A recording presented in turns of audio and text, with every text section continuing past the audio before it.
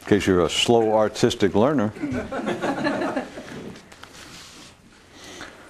And the cry arose, board all your windows, lock all your doors, here comes some more info. No. And now it's once upon a time.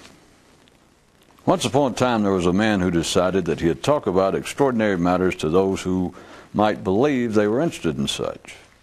And to keep the focus more where it belonged, that is, on what he had to say, he initially addressed them in a monotone while standing motionless. But soon realizing his audience's negative reaction to this method, he revised it and began pacing the floor, waving his arms and speaking to them in a highly dramatic fashion. But soon found that just as many who had originally seemed interested were leaving now as did when he employed the opposite approach. DN. A man went to a mystic and said, "Can I ask you something?" And the mystic said, "Uh-huh." So the man said, "Well, sometimes it's hard to work up the energy just to get the little everyday things done in life that we have to do." And the mystic said, "Uh-huh." And the man continued, "And when circumstances unexpectedly demand more of us, it can be an even bigger challenge to come up with the effort needed to deal with whatever it is." And the mystic said, "Uh-huh." So the man said, "Well, I figure the kinds of things people like you are involved with must really require an extraordinary and constant degree of some special kind of enthusiasm." Yes. And the mystic was almost able to work himself up to replying one more time, "Uh-huh."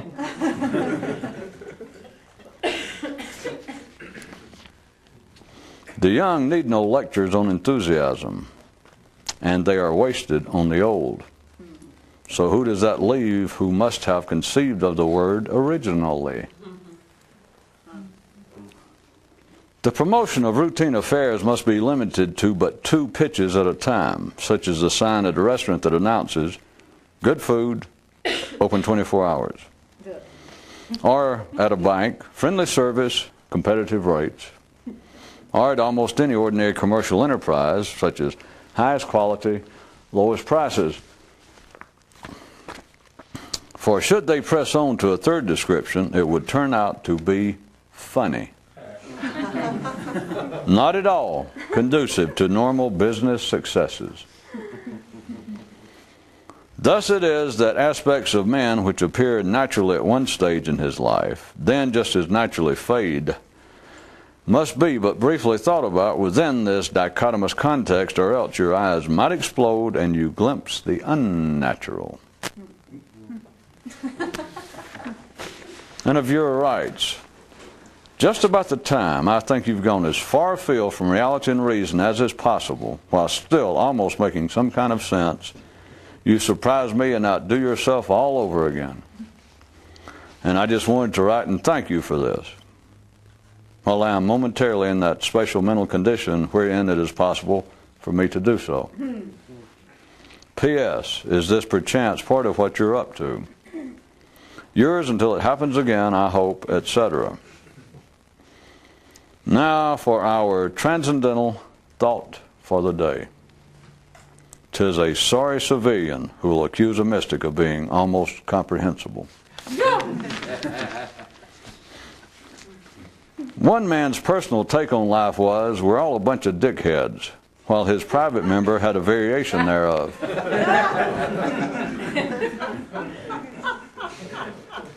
One afternoon, a fox and a lion were lazing around in the high grass, and the fox gazed off into the distance and said to his companion, "Have you noticed the difficulty in trying to reverse the mortal concept of fables to fit our circumstances? That is, to tell stories concerning the normal affairs of man and then turn them into metaphorical teaching devices pertinent to us." And as he stretched real good and engaged in a leisurely yawn, the lion had to admit that he had something there. In all of the territories just beyond the horizon, thoughts are not the material by which change is accomplished. One transcendentally active father said to his similarly agitated son, "If you wait on any outside assistance from life or anyone else to help you scratch that itch that we have, You're in for a, and the lad smiled and made a hand gesture signifying, no need to say more. At a certain point, just for a brief moment, every good mystic thinks what it might have been like had he had himself, as he is now, for a father, back as he was when he really needed one. The reason that it's neurons who turn into metaphors and allegories is that hormones have their natural limits and can't. Across a chasm that separated one kingdom from an even greater one was a bridge guarded by a two-eyed beast. The beast said that he had originally had 3 eyes, but that his sight was so good that no one could ever get past him, and for that reason one of them was taken away from him. All personal views and opinions are, by their very nature, hostile and aggressive. Only impersonal comprehension of the unity of things is free from this. And from our realigned metaphysics dictionary, trying to find oneself. Something you can do to help show you how far away you are from having one. There was once a certain group who claimed that the greatest danger of talk is that it makes you believe that you just had a thought.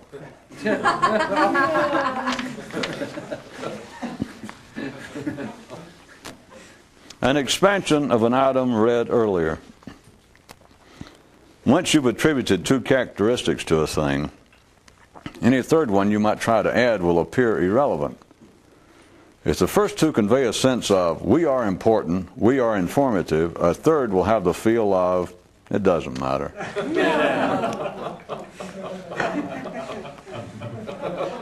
On one world was once a race whose concept of a paradisical afterlife was of a place, not only where no one could ever conceive of 3 possibilities, but where no one even ever thought about trying. Without the physics of 2-armed deities, the winds never blow, the tides come not and go. And those who fail to slay the gods ne'er know the serenity of the secret. While ordinary people, as they age, seem to either go through great change or else no change at all, mystics either apparently go through great change without actually going through all that much, or else seem to go through very little change while actually going through a lot. So, come on, gang, let's hear it out there for all those fine folks who keep our great rail system running. People who say that time will tell are the same ones who won't admit they didn't learn a thing from space.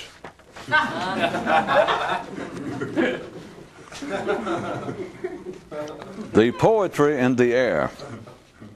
One man wrote sonnets to summer only in winter, and odes to spring only in fall. The literature already inscribed in man's collective thought too closely tracks the cycles of the seasons. To think freely and afresh, one must struggle against all things normal to a normal mind, for the secret poetry that transcends has no meter or rhyme grounded on popular consciousness. A man wrote the agitation doctor and asked, in thinking, is specific redundancy of thought really the problem, or simply the fact that meaningless repetition is the natural fuel of the mind? In a related health item, since we first reported on this story last week, new findings have come in proving even more conclusively that there is a limit to how much the mind can take, with fresh supporting statistics reaffirming the fact that no one yet knows where this cutoff line might be. If you want to, we can do it like this. I'll describe a man who knows the secret as someone who can look at everyday mortal existence as an ongoing cartoon without losing the awareness of it still being what its participants take it to be. One man's explanation for his present condition is that shortly after he was born, and just as he was beginning to think, a wild, unidentifiable beast covered in a gooey adhesive streaked by him, and his mind became affixed thereto, and he is yet to be able to detach it therefrom. Come on, folks. What do you think? It's got to be at least worth an 8.5. And a second reading from our Revised Mystic's Guide, Working on Oneself. What you can do till you get a real one.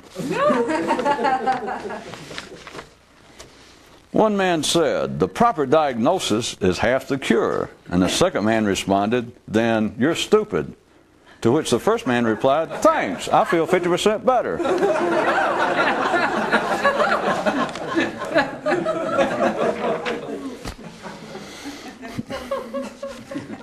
According to one legend, life lets all sentient creatures be born here free of charge. But for those who are going to eventually become thinkers, it records a debt to eventually be paid. And for collateral, life holds, you guessed it, your mind. Inquiry: to whom can kidnappers pay ransom for the end to their own captivity? Just think. If you think that just thinking is hard sometimes, just think about what it must be like to think beyond that. Okay, I'll tell you what it's like. Great, that's what it's like. See, when it comes to the matter of things being hard, it's not just sexual libertines who derive pleasure therefrom.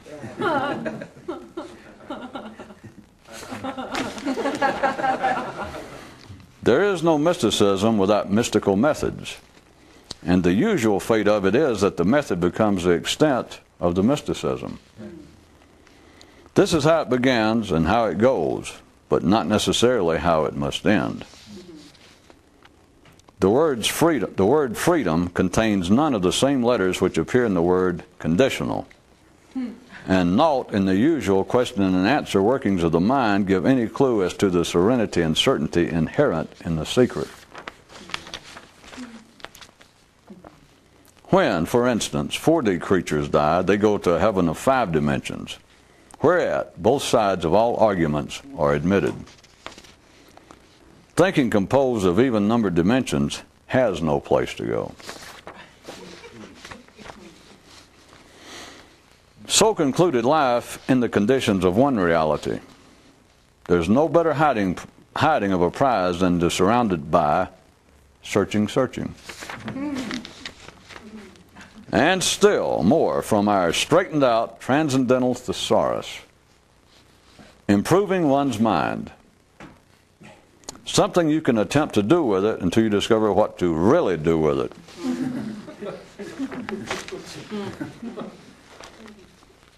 Anthropology from above, or zoology from zero ground level. When one lion doesn't like another lion, he'll piss on him. When one human doesn't like another human, he'll talk to him. One general claims he was urged on by some unidentifiable voice to send out a large man to secure a small gain and a small man to secure a large one. But whatever you do in local battle, never send out a man who doesn't seem at all upset.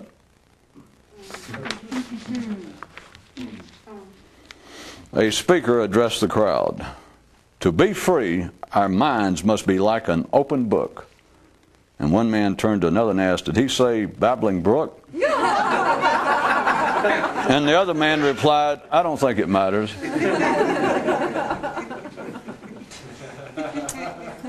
And the mystic from our last show reminds you of his comment that no one ever awakens in a crowd, and of your responsibility to figure out whether this is meant literally or otherwise.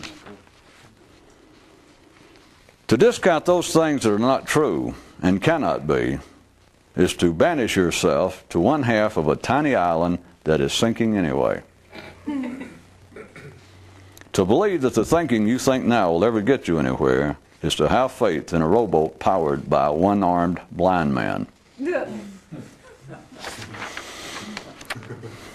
Within the world of man, the discovery of the soul of a thing is the creation of its soul.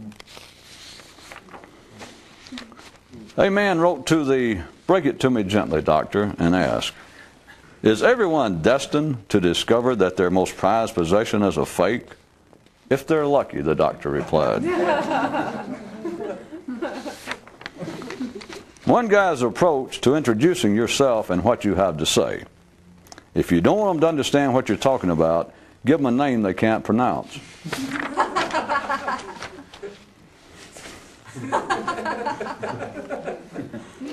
Once you comprehend the fact that half the people are right half the time and the other half right the rest of the time, then you're faced with the realization that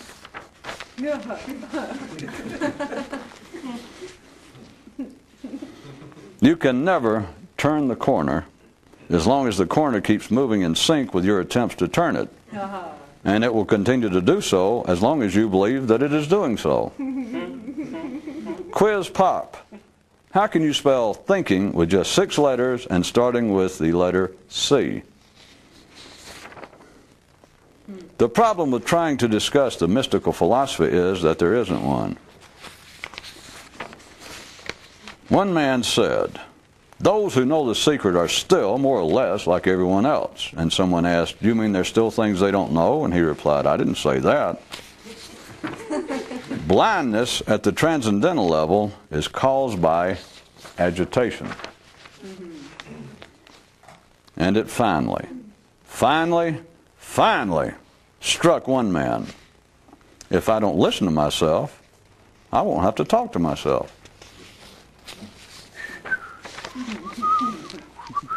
Common among those with an initial interest in faraway knowledge is to consume travel books, climb up into trees, get on top of tall buildings in Paris with telescopes and try to get a glimpse of the mysterious mountaintops arising in Istanbul, and of course join discussion groups with those of similar interest.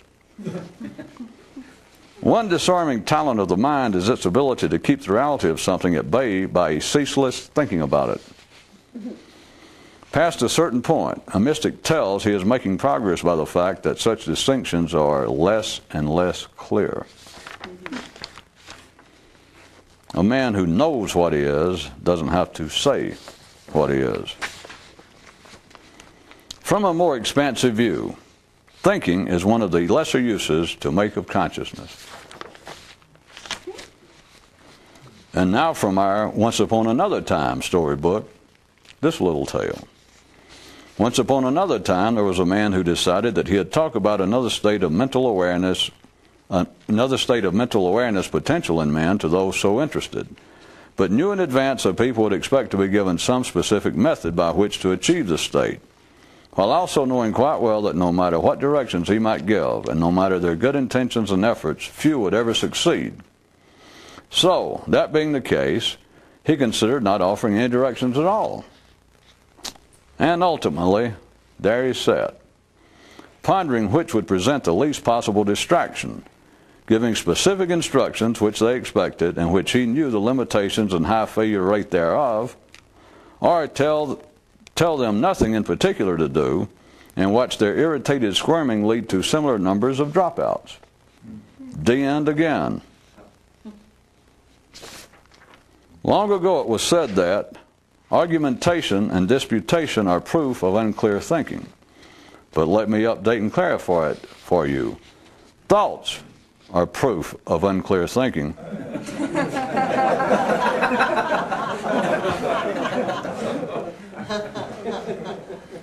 All great theories sound great, but all small efforts are great.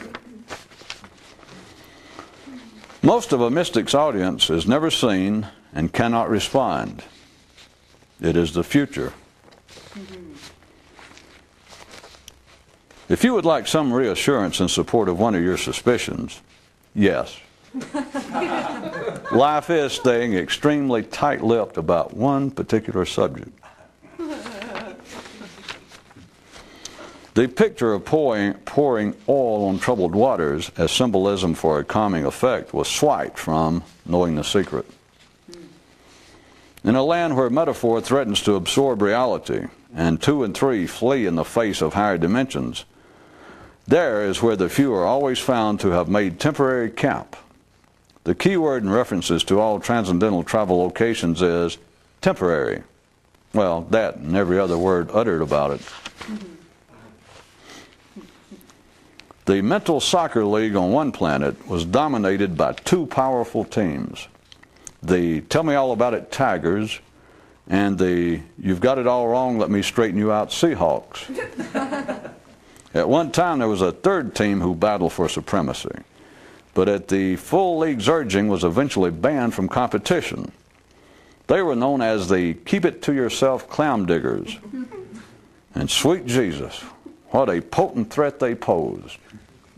If only you could have seen them in their prime. So mused another mystical stable hen. Why work to break a wild stallion when you can just turn him loose? With the same result in our case. Out on the highway, the simple enjoy blowing their horns, while the sophisticated enjoy reproving the simple for their horn blowing, with the additional satisfaction of congratulating each other for their enlightened condemnation. Moral: if you're going to tailgate somebody, get behind a man with no horn.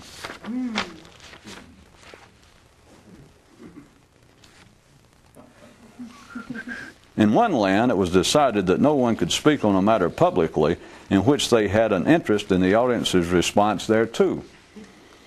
It turned out that only a mystic could be allowed to speak publicly there. And of course, they wouldn't have much to say. Those who know the secret are like men in glass houses with glass houses inside of them. If you can rouse a mystic from his sleep, he's no longer a mystic. And a final definition: nothing. What you say when you care enough to say the very best.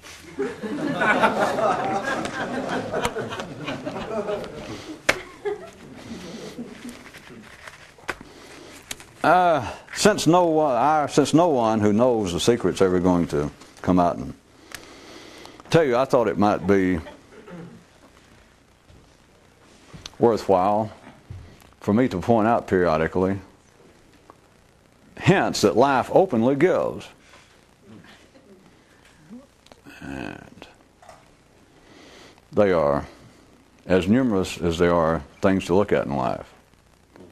And so I think I'm start tonight and pick out one. But let me note this for you. I'm going to offer no comment other than a terse telling of the example. No comment, offer no conditions, no asides, and you should not look to the so-called motives of the people in my examples, in life's examples. Because if you do, you will miss the hint completely, as in entirely. You cannot look just... No, this is why life can do this. I'm just going to do it short and sweet and going to move on.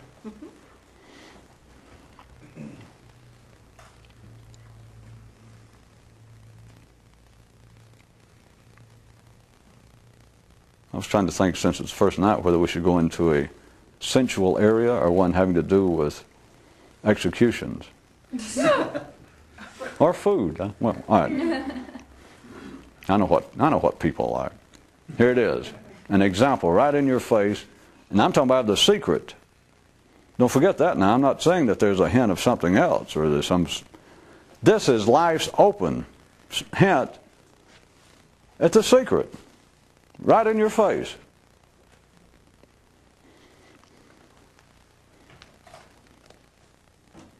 The women who condemn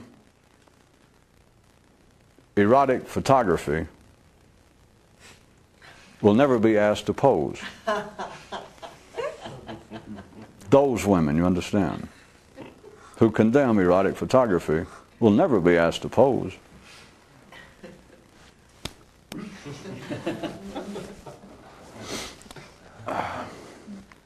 Of all the things I was talking about recently, we were sort of last time and tonight on the fact that anyone who finds himself interested in such as this. The whole idea of another stage of understanding, another condition of mental awareness, of consciousness, enlightenment, liberation, immediately and properly expect that will be a method given. That as in any good sales pitch, as any good presentation, you say, I'm here selling, I'm here offering a course in whatever.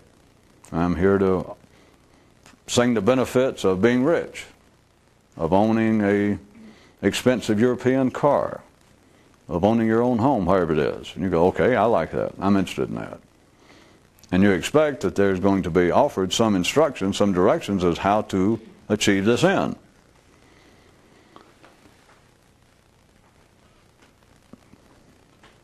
Under every other possible goddamn activity of man, that is not only proper, it is necessary. If you had a weak muscle for some reason, and you decided that you were going to work on it, and you go and you exercise, you can see progress. In fact, now that I think about it, I have heard the whole idea of the kind of metaphysical or spiritual life and the struggle therewith. I have heard that same kind of simile, that to be a Christian, for instance, you must practice Christian-like behavior. Oh, you may fail, but you must practice it, because the resolve to live a better life can only be strengthened through the continual efforts to do so. And even when you fail, it is like building up one's muscles, slowly but surely. In every example except this, because you can build up, say, your muscle. It starts very weak, and you can see it. You can see the progress of it. You can experience the progress by how much stronger it is, what you can pick up. You could look at the attempt to reach another state of consciousness and the many methods I was going into that most people, you already know a brain full of them, of attempting to focus your attention, to always remember one idea, to picture one image in your mind, to repeat a silent mantra to a sound. The whole attempt just to keep your attention even non-focused on anything in specific. All of these apparently are exercise, that they're given as methods, that if you want to reach, and so what is you want to reach? Somebody hollers enlightenment. So all right, I'll give them a general Buddhist kind of description of it. Or and whatever the methods is given, whatever it was described as, everyone assumes if they're going to undertake it, that if you work on this, there is some correlation. In the same way as if you go down to a gym, or you sit there and let's say you're trying to do this muscle, and you sit there and you do curls with there is going to be a correlation. You can feel it almost immediately, but you're going to do it, and you know, within a few days, in some length of time, you're going to be able to look down, and the muscle's bigger, and it is stronger. It is just a given. It's the way things work in a 3D reality. The one exception, and to call it an exception is actually to do it a disservice, because it is so exceptional, it's beyond the mere grasp of the word exceptional, but what are you going to do? The one exception is attempting to do this sort of thing, because, let me go ahead with the simile. You can take a method, like attempted concentration, kinds of meditation, the kind of sitting and trying to still the mind, which are all reasonable. They are not untoward in the effort to change one's state of consciousness. But I'm going to give you the simile, since I picked an easy one and one that's already been used. You can undertake the discipline of some so-called mystical way, and you exercise. That is, you keep doing it, and you have about the same kind of results, or maybe even spottier, than a non-physically inclined person. My example to start with, let's assume that the person was not all that wired up to be that physically active to begin with, but they just decided, my arm is so weak, I'm going to work on it. and they actually work on it. When I say spotty, it is that it takes them some effort, let's assume, to go to the gym every day. To actually go there and do this and put up with the environment, put up with the kinds of people. Just the whole deal of doing something that's not absolutely necessary. So it is a kind of, even though there is a correlation, the more they do it, it will build up and they can see the progress. When I say spotty, it is that they must continually make effort. They must renew their effort almost every time they go to the gym. And that they will, without any doubt, my kind of example, go for long periods of time and not go. And then they'll go back. Someone undertaking any specific mystical method, they believe perhaps that they are sensing some progress. I'll let it go. I know they'll say that they believe. Did it get to where it seems like I go for lesser periods of time that I forget about trying to hold my attention than I did originally? You don't push it with them and say, are you positive you do? Well, that's kind of low class and low rent to do that, because the truth, if they're going to try and be truthful themselves, they're not really sure, but they think that they're getting better at it, which is really a little beside the point. But here's the thing. If they do continue to work and there was some way to measure a continual strengthening of the muscles, and carry the simile on, we got my first example of just an ordinary guy trying to build up his muscles physically, and then parallel to that we have, in an allegorical sense, someone attempting to build up this kind of internal and visible muscle of consciousness, so that they have some control over awareness to move it into some other condition. Here's the thing. If you take any of the methods, now get prepared, because the simile is about to blow up right in your pocket. Yeah. Even if they did, through the method, strengthen this kind of spiritual, this kind of metaphysical muscle, to the point of it is just astoundingly better than it was when I began, here's the only problem. What you're attempting to do, by being more conscious, I got to go back to the simile now, is you're attempting to actually climb up on top of the gym and jump off and fly. And as many of you probably know, no matter the degree of your muscle development, there is no muscle development that will facilitate the human being flying. None. That at first, if you didn't know any better, never thought about it, it sounds low, like you're on the right road, that you're doing this and doing this. I am now much stronger. I have made progress. I have spent X amount of months or years in this spiritual gym. And look at the difference in me now. And that sounds great except for this. That was not the point. You didn't know it in the beginning. Nobody could tell you. And still, I'm going to only tell you through allegory and simile. The point is, you're trying to fly. And at first it may sound like, well, if you're trying to fly, it's absolutely unnatural to man. And what are you going to do? If somebody had told you that to start with, which they wouldn't, and if they did, you would have taken it metaphorically.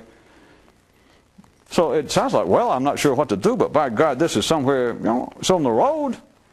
I'm doing something that I can measure the progress I am getting to be stronger. I have more self-control. I can go to the gym now more on a schedule than I could originally. I am a stronger, more committed person. That's fine, except for the fact what you're trying to do is fly. And a man who qualifies as Mr. Universe is no closer to flying than John Q. Wimp Public and John Q. Couch Potato. It has no relationship to it. There's no way that you will strengthen muscles to the point that you'll be able to fly.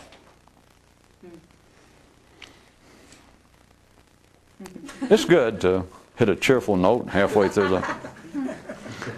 Well, I'm circling back around to talk about the kinds of methods and the inherent problems. And of course, those of you that notice things that precede and succeed and notice of course, will have, of course, noticed there were two stories tonight having to do with a man who decided that he would talk about such as this. It was two different stories, apparently.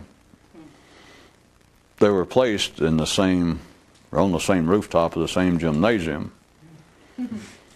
But it has to do with, it seems as though that someone, if you're going to talk about this sort of thing, that it seems as though, obviously, without any doubt, you should also be simultaneously talking about, of equal time, or if not the majority of the time, about how to go about it.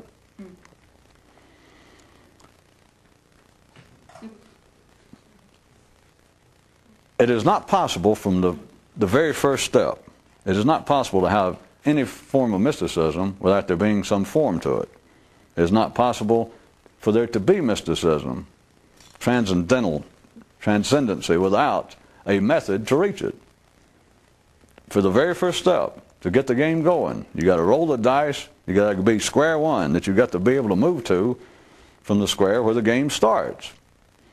To go to the very first place, there's got to be one place for the game to start. So there does not seem to be a game of the mystical without there being a method. That there's some dice you roll, which takes the effort. You got to do something. You got to draw a card. You got to answer a question. You have to do something. But after that first step, and the first step is not open to any immediate, firm, temporal description. The first step could take days, months, years, varies from person to person. But after that first step, after it has worn itself out, then the distraction or the danger, the fate, if you do not get past that step, if you get stuck there, the fate is that then the method becomes the extent of the mysticism. That it literally, whatever the method is, that becomes it. Jump back to my other simile then. It is like a man who starts off with no particular interest in physical activity, much less bodybuilding, and you can see him years later, and as psychologists would like to say, the man's become addicted to it. He now becomes irritable. He has to have the fix of the exercise. The exercise now has become almost his reason for life. It's become the heart of his life. That his whole day, other than whatever hours he has to work to pay the rent, is built around getting to the gym. The simile and the comparison is not ill-founded between that and past the first step of ever undertaking a method. To begin with, you've got to have somewhere to start. And you think, well, this is it. Now I've got it. And there are enough methods around, or if anybody understands them, all you need is one source, and the guy can pick out a multitude of methods and describe them. And it seems as though you now have something in your head that you're doing. That, all right, I now see what it is. It's either based around the attendance daily or at some specified time during your day of going into your own mental gym, and instead of exercising, as though you sit down still by yourself in your own private gym, and you try and focus your attention in such a way that it stops this instability, that it stops this beast that was covered with a gooey adhesive that ran through you shortly after life, according to that one guy, shortly after you began to think, and got you attached thereto. Well, let's assume that you found that description, that method reasonable. They're all just sort of variations of that. And you feel as though, I now have something to cling to. And I don't mean that in a negative sense. I now have something to do. I have something positive to do, because up until being made privy to this method, I knew I was interested in this. Every time I would read anything about this, from all the various sources and all the different time periods around the world, I knew this is it. This is what and I want to grab the book and choke the son of a bitch and say, yes, this is it. But how did you do it? Or how do you go about it? And then you find something, you find someone that says, here's what you do. You must constantly, let's assume you're not going to retire from life, that throughout the day, what you can do from the time you awaken, and once you get good, you can try to do it in your sleep also. But once you awaken each day, is you try and hold in mind the word stability. I know it sounds too mundane, that wouldn't get most people. You try, from the time you awaken, with each breath you inhale, you try and picture the calm surface of a lake, which represents the serenity necessary in the human mind to achieve a new state of consciousness. And the person tells you that is it. I could describe it other ways, but that is the best description. And let's just say, so I don't keep pulling out more and more examples, that it strikes you that yes, that is it. It is no more flim-flammery, it's no more verbal hocus-pocus. You can feel the reality, you can feel the genuineness of it. That yes, that assuming, well, whenever you do, if you're an ordinary would-be mystic, whenever you find the initial one that seems right for you, it will almost immediately seem to give some result. It's as though you immediately could do 100 curls, that is, that as soon as it's described to you, and you can do something resembling. You go, and right then, it is not the 10 billion megaton explosion of, let us say, the first real awakening or enlightenment. But you feel, yes, this is no longer verbal hocus pocus. This is no longer flapping our gums about it. Yes. It's just for a second. It's almost as though you discovered your homeland, discovered God, discovered your true nature, discovered your real calling, discovered the right path. Yes. You could even call it one of the small, original, delightful moments in a mystic's life. But, having admitted all that,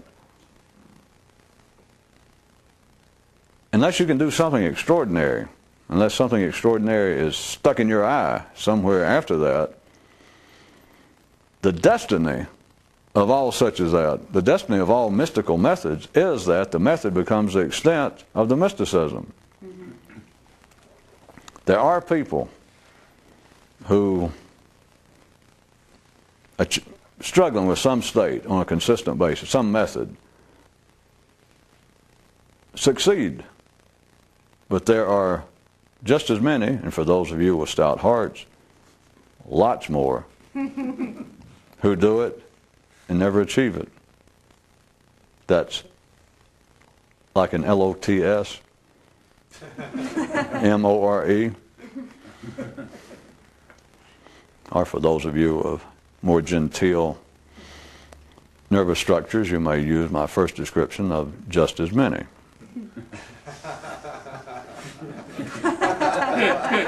Do you realize it's only in realities of even dimensions that there is actually any operational difference between 50% and 99%? So I was going to say 100%, but that's pushing it even for the stout-hearted. You always need to leave a weasel an imaginary way out.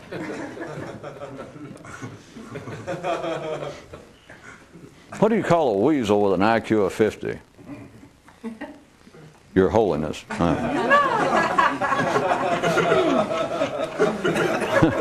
Revered mystical leader. How about that? But you got to leave him at least one rat hole way out. Of course, he always leaves himself one. Well, I know I wasn't up to par today, but I think I've had a reoccurrence of my cancerous tumor. Oh. Okay, we'll overlook it.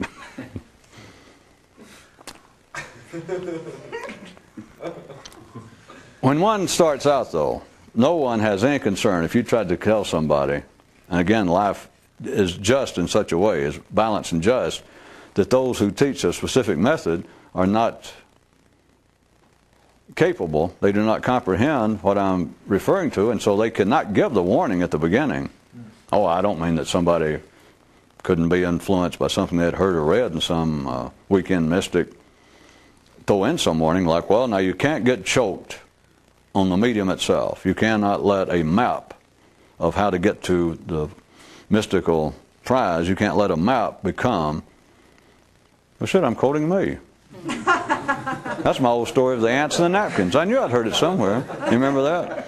And the ants ended up living on the napkin and trying to eat the drawn pictures of the food instead of actually going, you know, there was some ants that found the picnic table over in an area they'd never seen, and they tried to tell the ants back at their regular spot about this.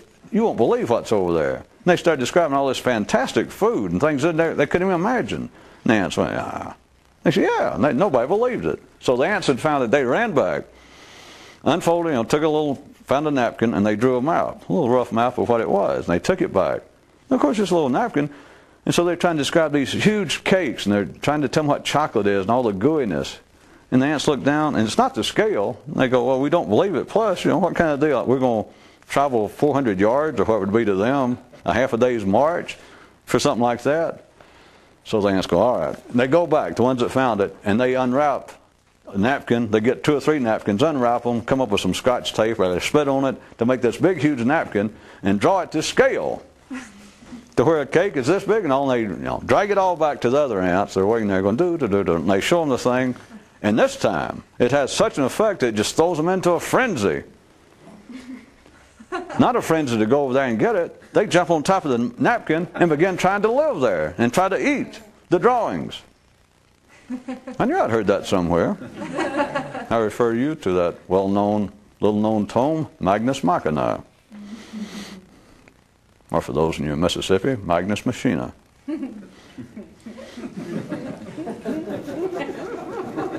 There's one thing about mispronouncing a Latin word in Mississippi. You run a slim chance of being corrected. So there's always an upside to everything. Almost. At any rate, someone who is teaching a mystical method, a method to try and change one's individual state of consciousness, are never, I'm talking about those that present that here it is, and this is it. They present it as equally as important, which ordinary minds take it to be. Remember that. It's nothing amiss that the ordinary would-be, or the potential audience, they take the method to be of at least equal importance to the stating of the goal. Those who actually teach a method and say, or give specific directions, it's really a misnomer to say they teach a direction or teach a method, because that implies that it's some method they understand they're teaching. All they're doing is repetition, because anyone who teaches a method did not come up with a method, or they wouldn't be teaching it. They only teach it because they thought they learned it. But at any rate, anyone who proposes, anyone who offers specific instructions that here is how you do it, and I'm not saying that it wouldn't work or wouldn't work as well as any, but I'm saying anyone who publicly offers the instructions that here is how you do it, that same person, no matter who or where they were, are not capable of giving you the needed caveat.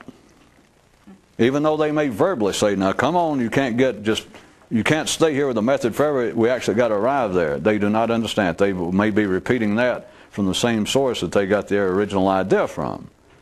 But all I'm saying is they do not understand it, or they would not be offering it publicly as a specific way to do it.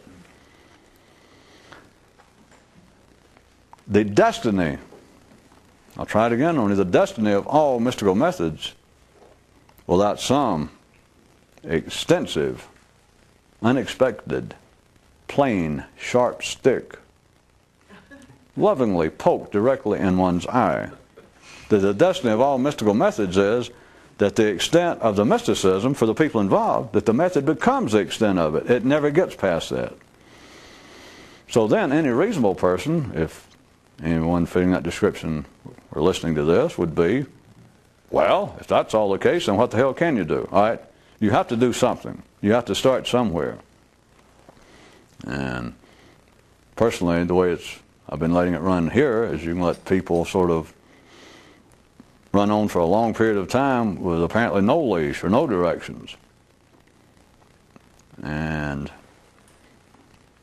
maybe I'll go back and quote myself again roughly. The story tonight, that one man decided, and this is not an autobiography.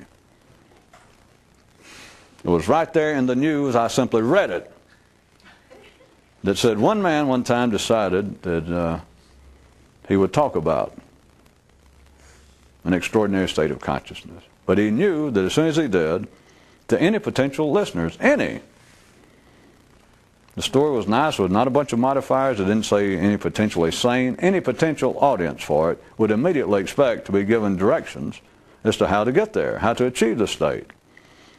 He knew that full well, but he also knew full well that whatever directions he might give, and no matter how good were their intentions and their efforts that few would ever succeed.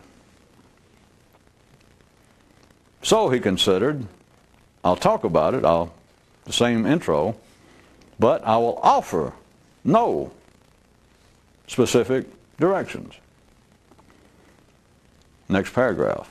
So, there he sat, pondering, which would present the least possible distraction. Danger in distraction, if you want to say it that way. Offering specific directions which he knew. He personally knew beforehand, going in, their inherent limitations and their high failure rate. To do that, or offer none, and watch the audience squirm to the point that about the same number of people would drop out anyway, would fall by the wayside. So there you are. So now instead of taking it to be a story out there, then go, now I am, and look at you.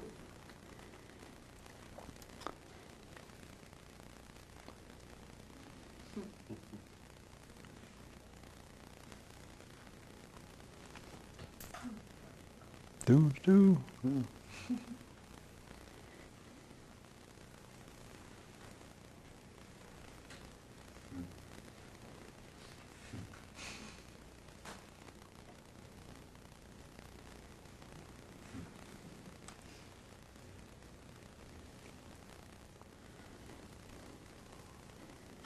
How about this?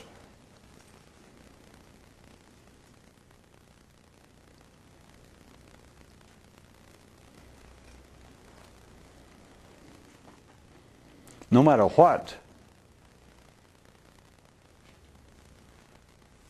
progress a person may feel they have made, and again, I repeat, it is not to say that there is no such thing as making progress through some effort or some specific discipline.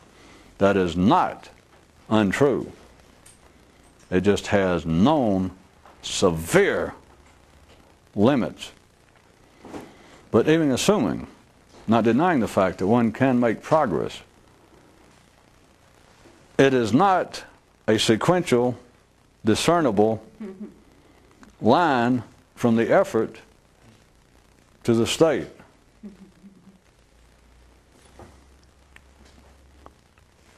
Even though I don't know how well it flew with everybody, I'll point out again that the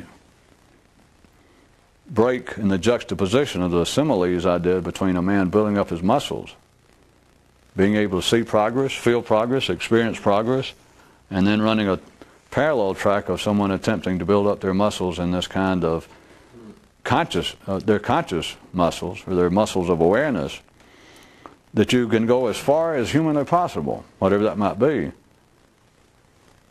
But until you reach a certain point, you don't understand that what you're attempting to do, comparably speaking, is to fly. And no matter how good you get with each particular method, and the method may lead, it may be as close as you can go directly from where you start to going there, but no matter how close you get, it still will not teach you to fly. Strike, teach will still not enable you to fly, because there is no amount of muscle development will enable a human to fly. Having said that, and having run out of time, I think I'll conclude by the repetition, the repeating of one other news item tonight. Maybe this will help also. I started to give a subtitle or a title in general to tonight's news items. If you recall, I've done it once or twice. That if it had a title, tonight's could have been entitled Serenity and Agitation. I know there was as much about any other subject almost of consciousness, thinking, what a mystic would do, than there was the actual mentioning of those two words. But since I'm the one who presented the news, then I think it is my privilege to say that that could have been the title of it, Serenity and Agitation. Now, I'll close with the repeating of one of the news items. It was another mystical stable hand who mused, why go to the effort to break a wild horse when for our instances, for our intentions, you can get the same result by turning it loose.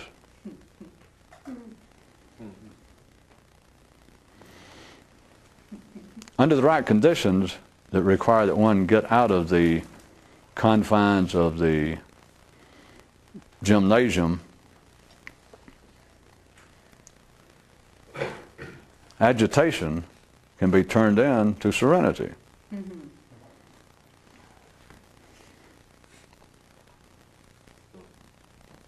The staring, the uncontrollable staring that is myopia, can be turned into quite clear sight. And I know that